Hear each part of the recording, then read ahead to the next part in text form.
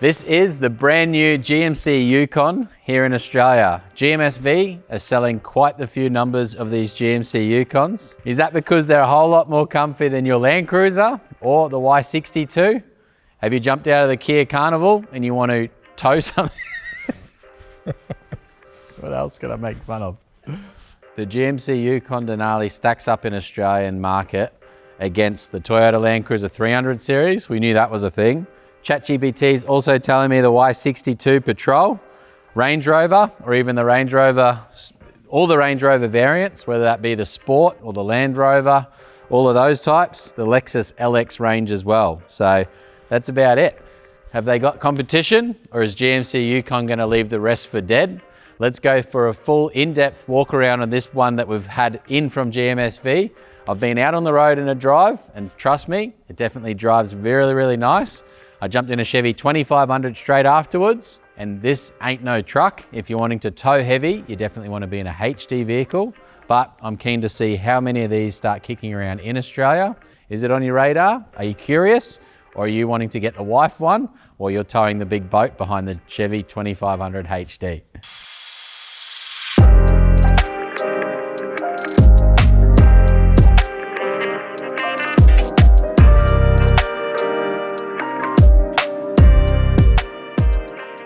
When it comes to the key, yes, it looks exactly like the Chevy 1500, 2500 key in the 24 models plus.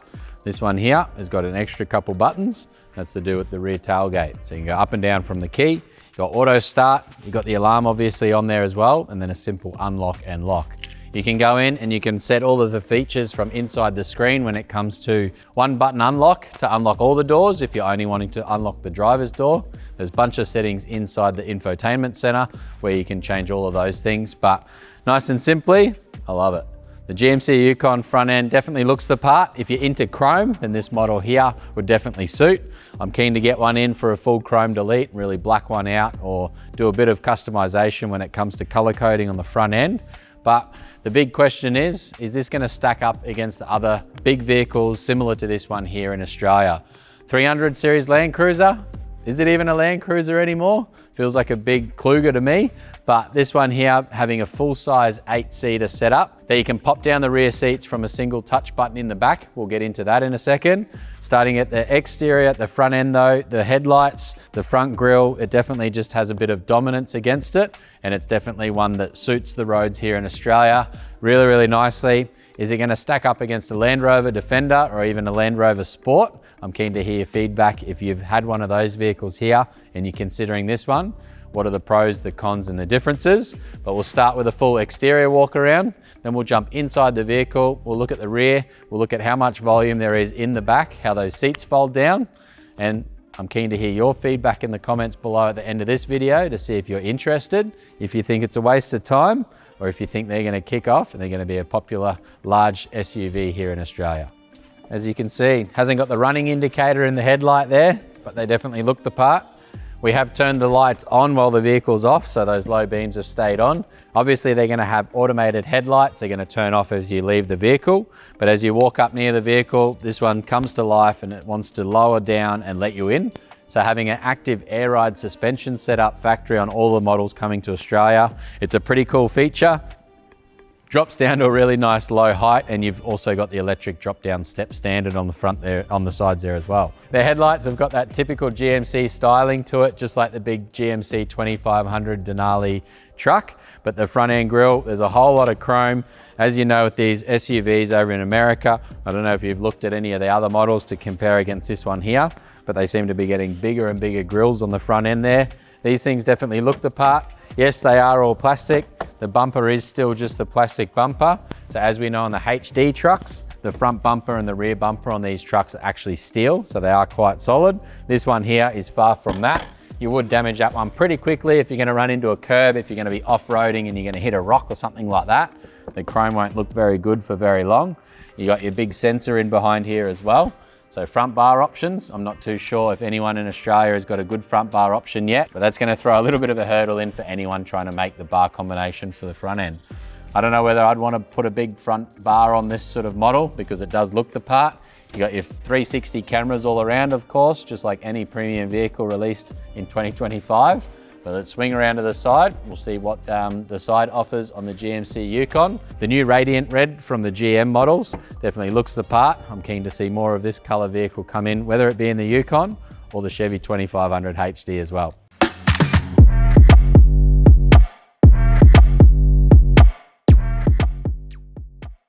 The side of the vehicle definitely is impressive. It is quite large. It definitely looks a lot larger than a 300 series LandCruiser.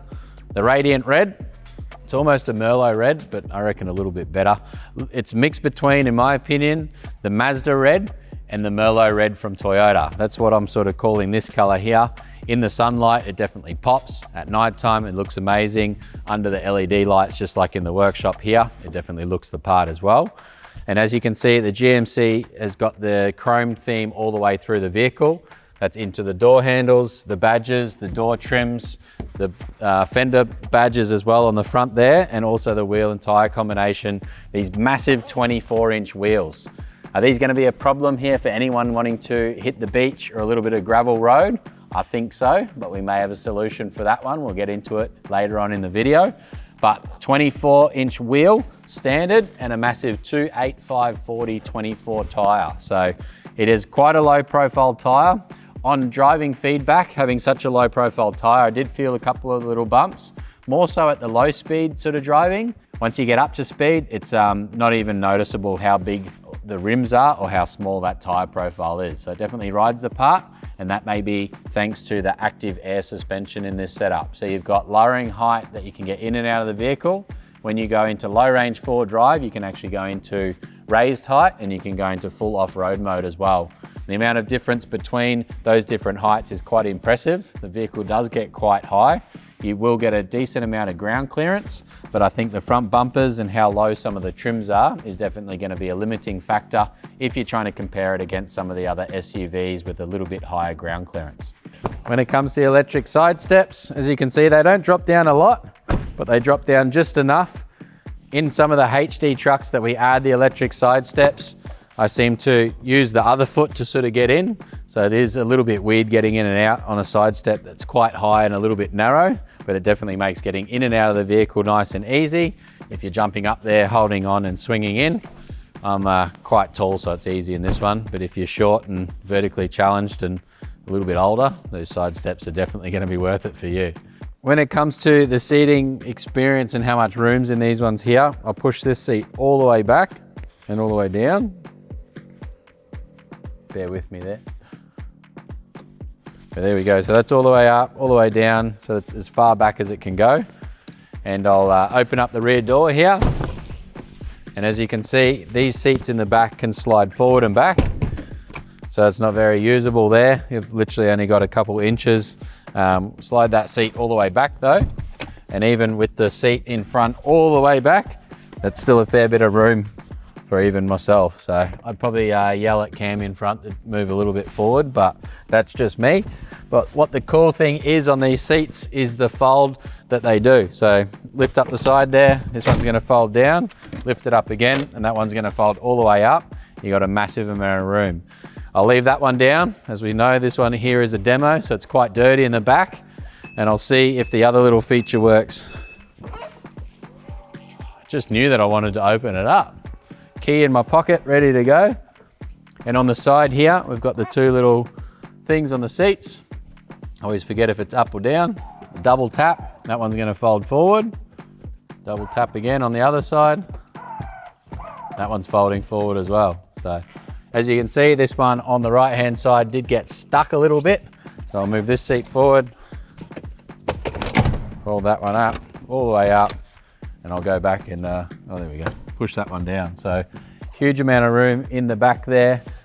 That's massive. You could literally sleep in the back of this one here. There's that much room. So pretty impressed with that one. These back seats actually fold up as well. So the opposite, hold your finger down, that's gonna roll up. And on the left-hand side as well.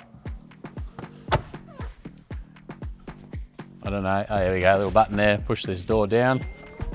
As that one folds down, these seats in the back here, you do need to do it manually. So can't just push a button for the back seats to get them back into spot, but it doesn't take long at all to kick them back up.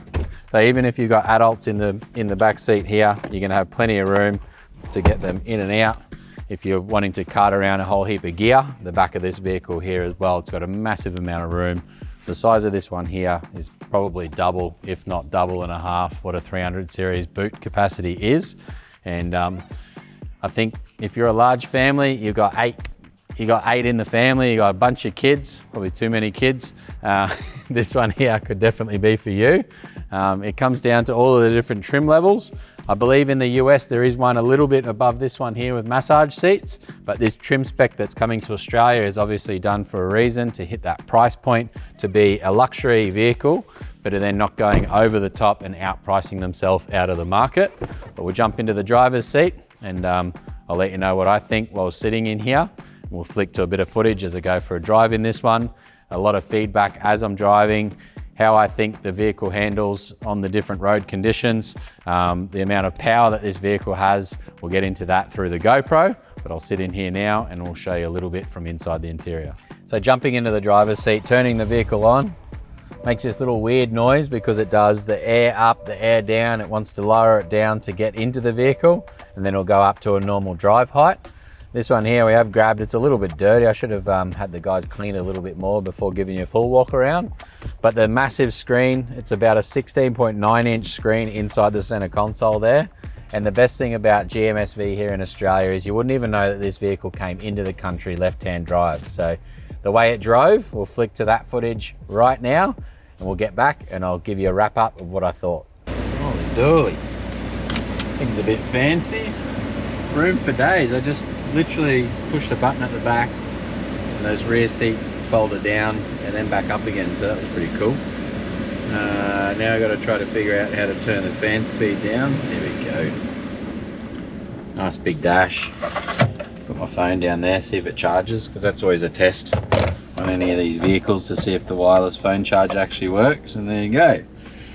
Off to a good start. Massive sunroof as well, so it's yeah, pretty impressive inside. See if I can figure that out. Oh, that's opening it up, not closing it. Doing well here. And then we've got the big moon roof. Close that one up. So this is a demo vehicle from GMSV. Keen as to see what we can do with one of these things here.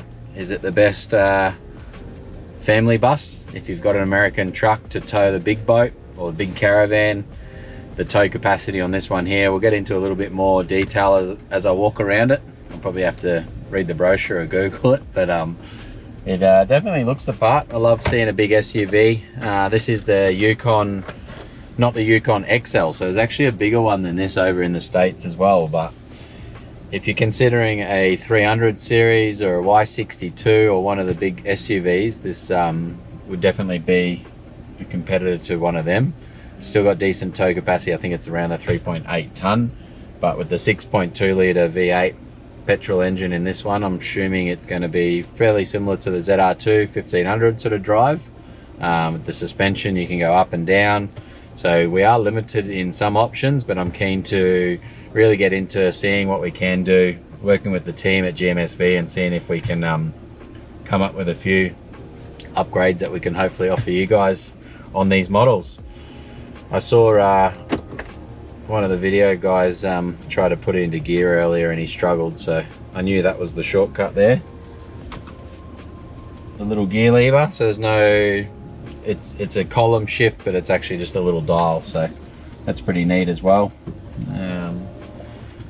But set my seat and mirrors and go for a drive around the block and let you know what I think.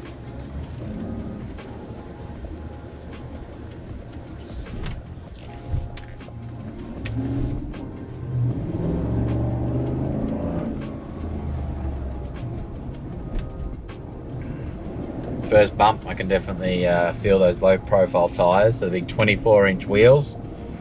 Probably not the best for off-roading, but you wouldn't be taking this too many crazy places. Very, very low in the front end as well. So I'm keen to see what we can do to possibly, could we make it Fraser worthy, or could we make it one of the islands here where you're not going to just belly out underneath the vehicle, the front bumper and the rear bumper. You don't want to rip those things off, but it'd be pretty cool to get a big 8-seater like this thing here and be able to take a good amount of people on some fire trails or over to Fraser Island or Moreton Island or over in WA, some of the beaches over there. It'd be interesting to see whether something like this would be able to handle it, but it drives exactly how I thought, like a car really. It's like the 1500 Chevys. They're a little bit more truck feeling, but yeah, definitely feels good.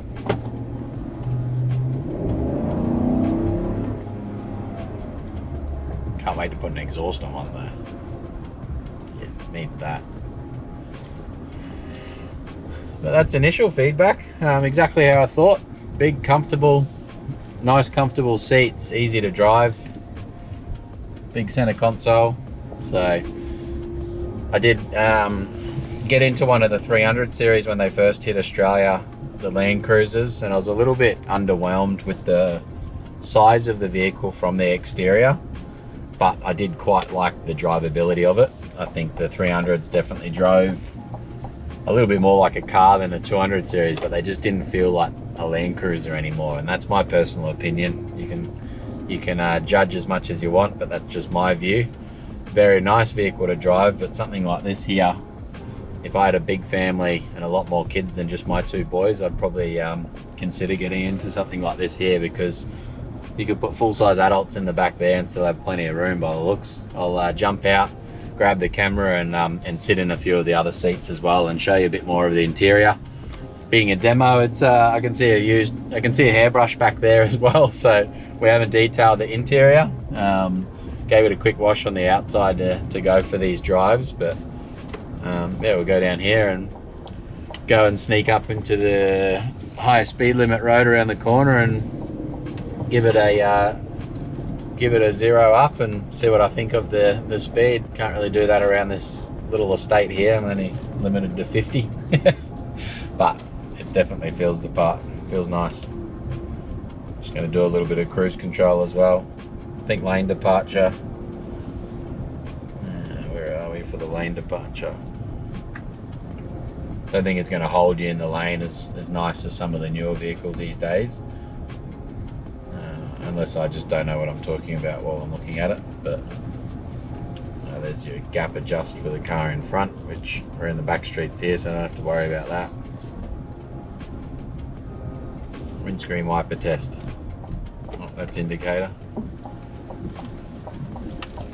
Some of the lower import vehicles over here in Australia didn't even convert the windscreen wipers over to the right side, so it's good to see how nice a job that GMSV do on the left-hand drive to left-hand drive to right-hand drive remanufacture. So I don't know how many parts in the GMC Yukon get converted similar to the Chevy 15 and 2500, but it's pretty impressive what the team can do down south to get these vehicles feeling like they you wouldn't ever know driving it, even in the steering. In the 1500s, in the 2500s, in my opinion, you can still feel that tiny little bit of a rattle in the steering, but this is tight as, so it feels really good. First inspection seeing this vehicle, Chris and Miriam came in with one, went into the different height adjusting modes, so I'll get in and play around with the dash in a little bit, but yeah, going in and I suppose knowing these vehicles, or the trucks, the utes, whatever you want to call them, knowing those ones, I'm pretty familiar with all of them now, but getting in something like this here, I wanted to just get straight into a review, first drive. I'll grab the GoPro and I'll bring it around and show the controls as I try to work it out, which we can have a bit of a laugh together. If I'm missing stuff that's right in front, having a boy look at the screen and not seeing where those buttons are, or if I'm going to figure it out pretty quickly. Things like turning forward drive high on, forward drive low. Traction control is always a big one. As we know, when you hit traction control, when you hit the beach, it's quite easy to leave that on and the vehicle wants to sort of bog down and turn off. So yeah, I'm keen to see if it's easy to do that as well. What's some of the other things? Windscreen wipers I just tested. 360 cameras while we're parking, see what the turning circle's like. We've got a pretty tight car park at the workshop, so I'll park into one of those ones and see how easy that is. The phone is still charging down there as well, which is good, so that's a good sign. Some of the other vehicles with the wireless charge want to kick it on and off. So center console, I'm stopped at the red light. Big simple center console, so a lot of room in that one there as well. Yeah, it definitely gets up and goes. You can hear the V8 engine. Only a 70k road here, so I can't go any quicker than that, but it's definitely nice and quiet to drive. You can hear a tiny little bit of road feedback from the tyres, but that's just standard. So you wouldn't think you're driving a vehicle this big, that's for sure. So unfortunately today I'm not going to be able to do a full off-road test with it, but hopefully once I find a better set of wheels and tyres to handle some more off-road conditions, we can get them swapped on and hit some of the tracks, test tracks, or take it off-road and flex it up and see what we can do in it. That might have to be video too. I think this one will come out before we get the chance to do all of those swap overs.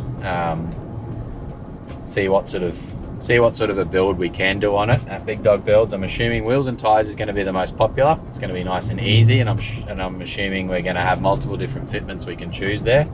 I'll get into the load rating of the factory wheels, load rating of the tyres, and seeing what we can do there to improve the ride a little bit. Might get in touch with a few suppliers and see if we can work on a couple different wheel and tyre combinations to give it the confidence in going off-road with a bigger sidewall tyre and a better load rated wheel. And if we can go forward driving with a bit more confidence there that we're not going to break anything. I'd love to get a boat or a caravan on the back of one of these for a bit of a tow test as well and compare that. As I've said in other videos, towing with the American truck, you can't really beat it. The factory Chevy 2500 porpoises a little bit with the van weight on the back. This is going to be very similar to a 1500 tow capacity, or the 3800 kilo tow capacity, but you're going to know that something's on the back there. So it's going to be similar to that of a LandCruiser or a Patrol. You've got a couple extra, few hundred kilos more, but if you're wanting to do a lap of Australia, you wouldn't be in something like this. You'd still be in a HD truck, in my personal opinion. So you jump under a vehicle like this and you look at the chassis strength, look at the thickness of it, just look at underneath and see straight away, and you're going to know that it's not a HD truck. It's still based off the 1500 platform. The V8's going to chew some fuel when you're towing, but I'll grab that GoPro off the dash. We'll get back to the workshop and see what we can figure out, if we can figure it out together, and get into it all. All right, this is it. Who needs a film crew? Look at the GoPro. But getting in, I got in, started the vehicle, and then it's on full lock there. Didn't like that. The music was up nice and loud. Well, moments before, the US President Donald Trump lashed out, insulting the host, threatening to sue the ABC while describing the network. Who's this? What sort of radio is that? Oh, hang on. We got screens back here as well. I haven't even been in the back seat yet, so haven't even been back there to look at that. But here we go. Here's the dash here. The sun was bright before, but definitely a nice seating situation. I didn't realize how far forward I actually had the chair. Usually I'm always all the way back. Turning it into four-wheel drive, so 2 high. So this is the same as like a Chevy 1500 2500. So 2 high, come up on the dash there. Go 4 high. You see this little icon down here. And definitely, what's going on there? Oh, there we go. 4 high, it's in 4 high now. 4 low, so we've got to shift to neutral. So over here, park. Pull it towards you. We're in neutral now. 4 low.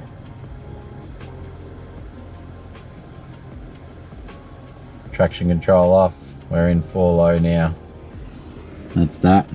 You got your tow thing here. So as you push that in and out, it comes up on the screen. So the same as like a Chevy 1500 or 2500. You play around with the gain with the trailer brake. Don't have to use any Red Arc, Tow Pro or anything. Play around with that one there, and it's going to That's going to adjust the brakes in the van itself. And we got different modes. We'll see what that does. There we go. Ride height increased, maximum ride height. Put into park. Oh, hang on, entry level. So put into park, raises it, lowers it down. Reverse.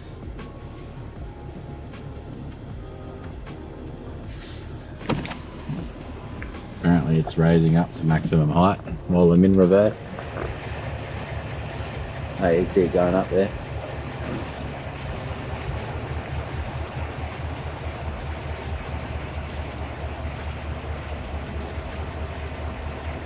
It's still raising apparently. See the lights here, it's still raising up to go into max.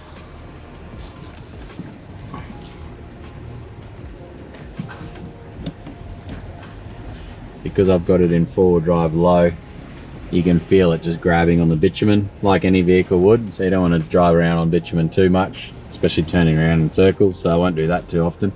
I want to brake the vehicle, but I'll go back into neutral, back into 4 high. That's now clicking over, and then I'll go back to 2. Click on our ride height button again, it's at maximum. Switch to 4 low to raise, so you do have to be in 4 low to raise it all the way up, it reckons. Turn this down, normal, entry exit mode, put into park, jump out, we'll see what it's doing. As you can see, it's quite high there. So that's decent distance there. Into the double fist height at the moment, but it should be lowering down. I can hear the module kicking in the back there. What's it doing? There we go, that's going down now. So it just dropped about an inch.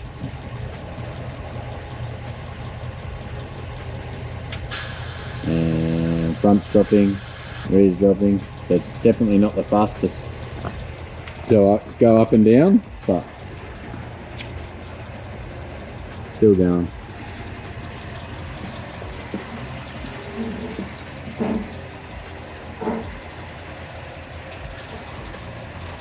Still dropping in the front. So as I was saying about the different ride heights, you've got these things under the front there. It's going to just smack on something pretty quickly. There's a lot of mud under the bonnet on this one, so it's they've definitely tested its capabilities, but I'm more interested in wheel arches, how much room we've got.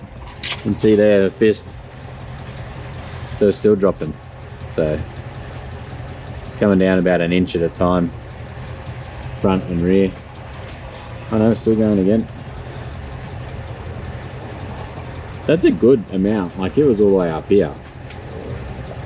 I'll get the tape measure out and we'll we'll measure the distance at full height versus entry mode and normal, and we'll go through that as well. Center hub to guard, center of the hub up to the guard, you're going to be able to tell what's what, but I said that we'd look at the rest of the features inside. So, electric side steps, nice little touch factory on these ones, and we'll go back to home. Where's my home button? Home. Vehicle status. Holy dooly. Air filter 90%. Estimates. Yeah, wow. So it's giving you all of that about the air filter. Spin it around and start clicking on other stuff. Battery voltage. Brake pad life. This is pretty cool. Tire pressure. Gauges. Maintenance. Tire pressure. Relearn sensors, so if you change sensors or whatnot, add to driver's display. There we go, that just put it up on the display there, so you can play around with what you want to have up on here all the time. So if you're off-road, the only annoying thing is KPA, we can't change it to PSI. I still have to do a little converter all the time, because I think 100 KPA is about that. I think it's a 20 PSI around there, but yeah, that's a little bit strange. Oil life, brake pad life, air filter. What else do we have? Oil life, air filter, that'll be the same. Wheels, tyres. There you go. That's that. Cameras. So you got bird's eye out the tailgate, bird's eye down at the tow ball. Then we got the left and right hand side tow bar, and split for trailering as well. So you'd have the GM camera kit that you could plug into the back of this one, which is pretty cool. In the settings there, all the vehicle settings, nice and easy to use. Auto park assist. I've never used one of these, I'm not doing that. Oh, actually, how would you like to use? Exit out of a space, park in a space. Well, I've got a car park over here where Al and Will are. You reckon this thing will self-park? What am I doing there? That's what I want to do. Start by pulling past the parking space. Move out of the way. Let's see if I can figure this out. Al, is your truck is your ute insured? Hey? Start by pulling past the parking space. I'll let you know when we're in position.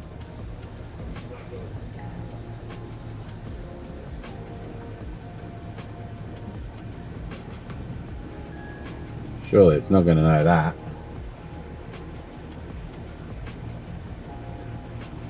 Ah, that's a fail, number one.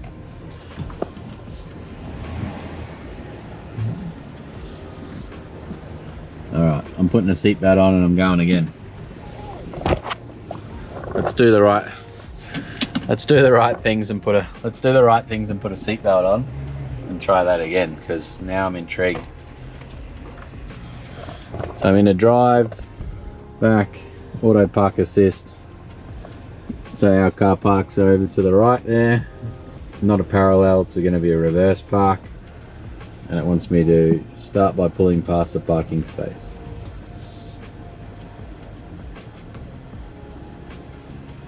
Is it going to register it?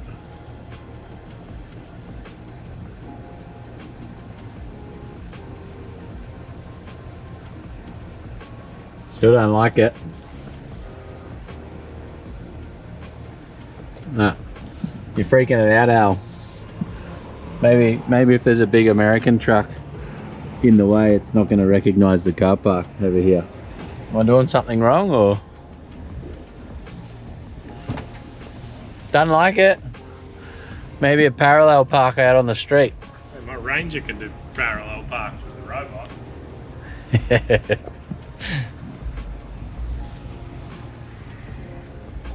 Oh look, there's a red car across the road, Will.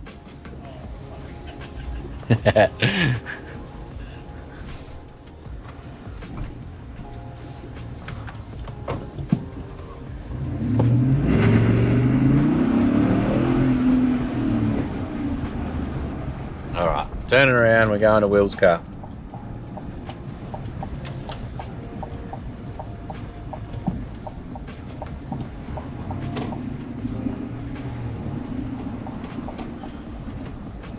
Auto park, start pulling past the parking space.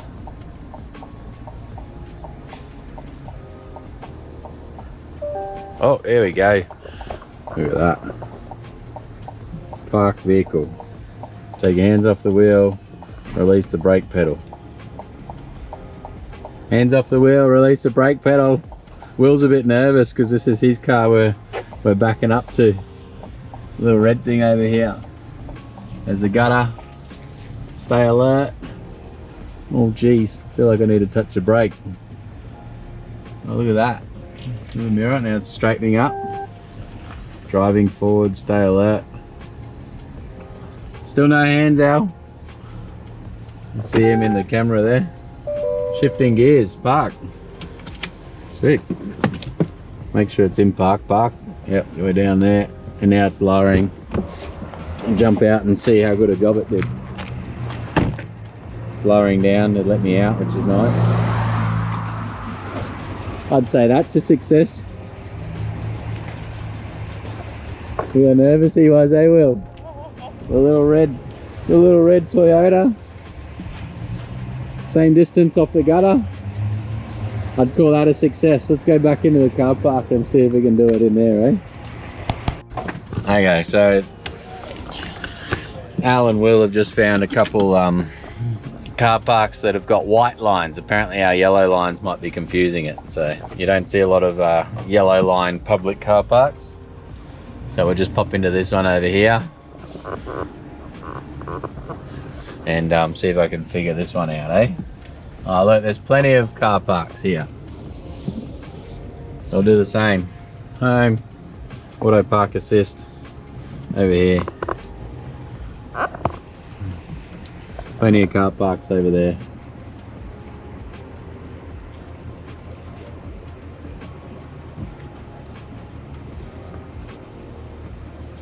Still don't like it.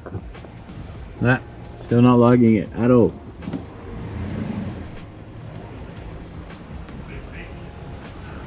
Maybe it's too big to put in a car park. I'm just gonna have to reverse this one myself. Watch the front, watch the rear. Full speed. Go forward. That's definitely not it doing it, Al. He's thinking, holy shit, this thing's doing it nice and quickly, but that's me doing it.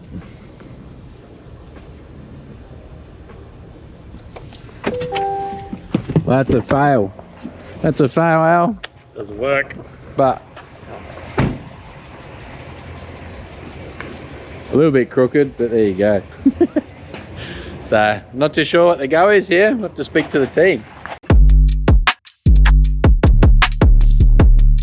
So that's what I thought about driving the GMC Yukon, getting in, figuring out the controls straight away. There is a few extra bits and pieces that I didn't get into, and that's about the steering wheel controls, what all of the buttons on there do with your cruise control, your adaptive cruise with the vehicle in front, your audio control, all the normal stuff, answering. You got your little heated steering wheel on there as well, which is lovely in the colder months. And then on the screen itself, went through a little bit of that one. Obviously there's going to be a lot more features in there once you dive a little bit deeper. And then up on the top here as well, you got a few extra features. If you don't like that proximity of walking up to the vehicle and having it all light up, you can turn that one off. So that's your motion sensor. And then you've also got your rear tailgate as well. So you can actually turn off the power rear gate altogether. So it's not going to want to open. You can set it to 3/4, so it'll only open 3/4 of the way, or you can go max as well, and that's going to raise all the way up. So if you've got a low garage, you're wanting that rear door to stop certain way, that little control there will help that. You've also got your seat controls in the back here as well, so you can actually fold down the seats in the rear from the front here. Keen to see if that works, if there's a child in it or not, but Cam, get in the back. I want to see if this seat works, but that's them folding up and down. You've also got your massive moonroof as well. So that one there, as you can see, it's ginormous. It's got a massive moonroof there. Then you can fold this one open on the front and really give the kids in the back the experience of the full moon, or as we know up here in Queensland, it gets quite hot, so you have that one closed. But that's pretty much it up the front end. The aircon was super cold. The Bose stereo system definitely packed a punch as well. The stereo sounded great. That's one thing in my early model Chevy ZR2. You got rid of the nice sound system, so something like this definitely on the cards for my next vehicle. But that's about it from the front end here. There's one extra little thing, and that's the rear infotainment center as well on the back of the headrests. And that's on these headrests here. So you can literally turn the screen on and off from the back here. The kids in the back, or the adults in the back, can watch a little bit of your trip gauge, trip information. You got your fuel level, you got your speed on the back there. But the cool thing as well is you can click on here, you can connect headphones, you can put cabin speakers through there. You can also go HDMI 1, HDMI 2. So you can actually plug HDMI ports into here and watch it through the screen itself. So that's quite useful as well. And then there's a few other settings as well when it comes to Bluetooth headphones, a little bit of licensing stuff obviously on there as well. Screen brightness, you can play around with that. Or if the kid just wants to see the vehicle status. You can see fuel range and are we there yet, Dad would probably start if you're on those long road trips. So I'd probably plug something in the HDMI and get them entertained on these big road trips. But that's pretty cool, I like it.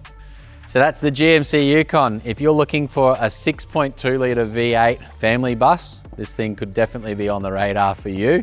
If you're looking at the Range Rovers, the LandCruisers, the Lexus variants, the GMC Yukon should definitely be added to that list because this vehicle drives amazing. I'm keen to get a better set of wheels and tyres on it and get this one off the team from GMSV and go on a bit of a 4-drive adventure. I'm sure I can figure something out there. Bit of a chrome delete, bit of a style package as well. We can definitely get it sorted straight away. I'm gonna go away and study what else I can offer for the GMC Yukon and look forward to getting a few through the workshop. But this one here, 3-metre wheelbase. You got the 6.2 litre V8, same 10-speed automatic transmission as the 1500s. And I'm pretty impressed. The amount of volume of storage in the back of this one here, it is humongous. You could literally use this one to sleep in. If there was only 2 of you and you wanted something nice and luxurious, the van on the back isn't too heavy. Could it be an option? It's totally up to you. Kick out the Y62, kick out the 300 series and look at the GMC Yukon. I'm keen to get an exhaust system on this one here and see what we can do next time around. If you're wanting any more specs on the GMC Yukon, get in touch today. We look forward to seeing your one roll into the workshop. And if you want to see these things boogie up the beach, well, maybe not this one, check this video out here. And if you want to see some other cool builds, this one here's one, that one there's another one, and that one down there, that's definitely one to watch as well.